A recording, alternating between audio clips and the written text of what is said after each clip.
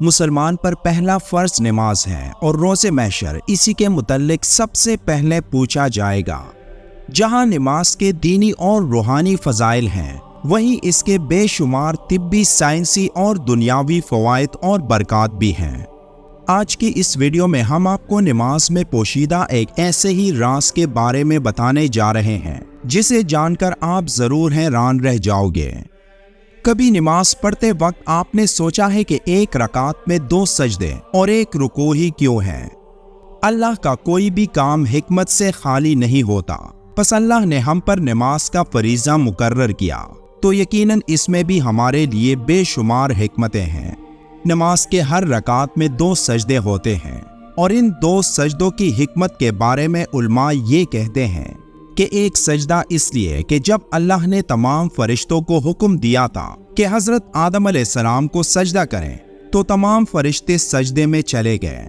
جب فرشتے سجدے سے اٹھے اور دیکھا کہ سجدہ نہ کرنے پر شیطان کو تا قیامت سزا ہوئی تو انہوں نے ایک اور سجدہ شکرانہ ادا کیا کہ ہم اللہ کے حکم کی خلاف ورزی کرنے والوں میں سے نہ تھے۔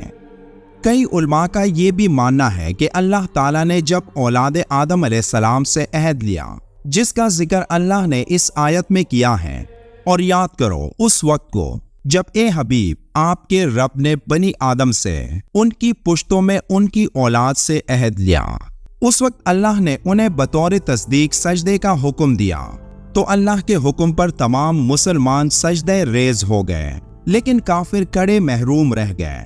جب مسلمانوں نے سجدے سے سر اٹھایا اور دیکھا کہ کفار نے سجدہ نہیں کیا تو وہ دوبارہ اللہ تعالیٰ کا شکر ادا کرتے ہوئے سجدہ ریز ہو گئے کہ اللہ تعالیٰ نے انہیں سجدہ اول کی توفیق دی۔ لہٰذا نماز میں 2 سجدے فرض و لازم ہو گئے اور رکوع ایک ہی رہا۔ اب اس ایک سجدے کی انسانی زندگی میں کیا اہمیت ہے، اس بارے میں جدید سائنس کیا کہتی ہے؟ جدید سائنس کی روشنی میں انسان گوشت پوش، خون اور ہڈیوں سے مرکب ایک پتلا نہیں، بلکہ اس خاکی وجود کے اندر ایک نوری جوہر بھی ہے، اور ہر انسان کے اندر 3 جنریٹر کام کر رہے ہیں۔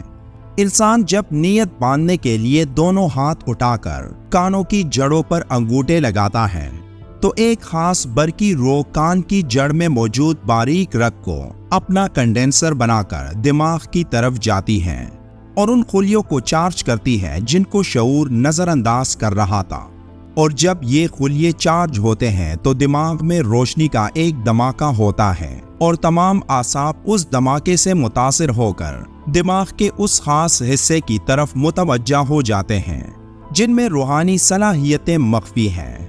دوسری طرف دماغ سے ایک برقی رو ہاتھوں میں منتقل ہو جاتی ہے، اور جب دوسرے جنریٹر یعنی نفس زیر ناف پر ہاتھ باندھتے ہیں تو ہاتھوں میں موجود کنڈینسر سے نیچے جنریٹر میں بجلی کا ذخیرہ ہو جاتا ہے، اور زیر ناف ہاتھ باندھنے کی وجہ سے جنسی نظام کو طاقت ملتی ہے۔ جب ہم ہاتھ کانوں تک اٹھاتے ہیں تو بازوؤں، گردن کے پٹوں اور شانے کے پٹوں کی ورزش ہوتی ہے۔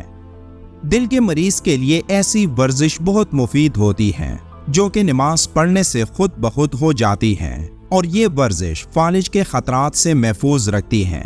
سائنسی تحقیق کے مطابق نماز میں قیام سے دل کا بار ہلکا ہو جاتا ہے کیونکہ وزن دونوں پاؤں پر متوازن پڑتا ہے، اور آنکھیں سجدہ گاہ پر لگی رہنے سے دل کی یکسوئی سہل ہو جاتی ہے۔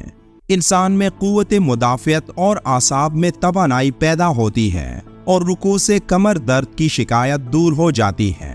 رکوع کی حالت میں اوپر کے آدھے جسم میں جھٹکے کی وجہ سے زیادہ خون پمپ ہوتا ہے۔ اسی طرح کوما کرنے یعنی دوبارہ حالت قیام میں آ جانے سے چہرے اور سر کا دوران خون جو حالت رکوع میں بڑھ گیا ہوتا ہے وہ نارمل ہو جاتا ہے، جس سے شریانوں میں لچک کی طاقت بڑھنے سے ہائی بلڈ پریشر اور فالج کے امکانات کم ہو جاتے ہیں۔ میڈیکل سائنس کہتی ہے کہ جب نمازی سجدہ کرتا ہے تو اس کے دماغ کی شریانوں کی طرف خون زیادہ ہو جاتا ہے۔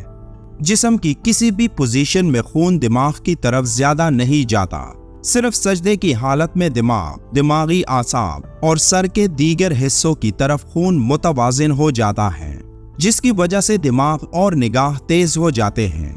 ऐसे ही जलसा करना यानी दोनों सजदों के दरमियान बैठना घुटनों और पलड़ियों को मजबूत बनाता है। नमाज के इख्तिताम पर जब हम सलाम फेरते हैं तो उस अमल से गर्दन के उज़लात को ताकत मिलती है और इंसान हशाश बशाश और तवाना रहता है।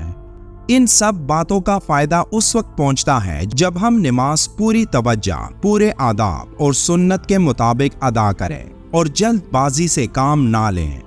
अब नमाज अदा करने में कितनी हिकमतें पोशीदा हैं तो इसका अंदाजा आपको हो चुका होगा, जिसके बारे में एक अमरीकी डॉक्टर का बयान भी आया था, जिसने कहा था कि मेरा दिल करता है कि सारे मुल्क में नमाज को लागू कर दूं, क्योंकि जितनी स्टडी इस मामले पर मैंने की है तो मैं ये जान चुका हूँ कि इसके अंदर इतनी हिकमतें हैं कि कोई हद नहीं। अगर इंसान के जिस्म को मादी नजर से देखा जाए तो इंसान का दिल एक पंप की तरह है। इसका एक इनपुट भी है और आउटपुट भी। जब इंसान बैठा होता है या खड़ा होता है तो जिस्म के जो हिस्से नीचे होते हैं उनमें प्रेशर निस्बतन ज्यादा होता है। मसलन 3 मंजिला इमारत हो और नीचे पंप लगा हो तो नीचे पानी ज्यादा होगा और दूसरी मंजिल पर भी कुछ पानी पहुंच जाएगा, जबकि तीसरी मंजिल पर तो बिल्कुल नहीं पहुंचेगा। इस मिसाल को सामने रखते हुए अगर सोचें तो इंसान का दिल खून को पंप कर रहा होता है और ये खून नीचे के आज़ा में बिल्कुल पहुंच रहा होता है, लेकिन ऊपर के आज़ा में इतना नहीं पहुंच रहा होता। जब कोई ऐसी सूरत आती है कि इंसान का सर नीचे होता है और दिल ऊपर होता है तो खून सर के अंदर भी अच्छी तरह पहुंच जाता है। आदमी सजदा थोड़ा लंबा कर ले तो महसूस होता है कि चेहरे की जो बारीक बारीक शरियाने हैं उनमें भी खून पहुंच गया। आम तौर पर इंसान बैठा, लेटा या खड़ा होता है। बैठने, खड़े होने और लेटने से इंसान का दिल नीचे होता है जबकि सर ऊपर होता है। एक ही सूरत ऐसी है कि नमाज में जब इंसान सजदे में जाता है तो उसका दिल ऊपर होता है और सर नीचे, लिहाजा खून अच्छी तरह चेहरे की जिल्द में पहुंच जाता है। अल्लाह हम सबको 5 वक्त नमाज अदा करने की ताकत अता करें, आमीन। वीडियो के आखिर में एक बार दुरूद शरीफ पढ़ें। मिलते हैं एक और वीडियो में, तब तक के लिए अल्लाह हाफिज।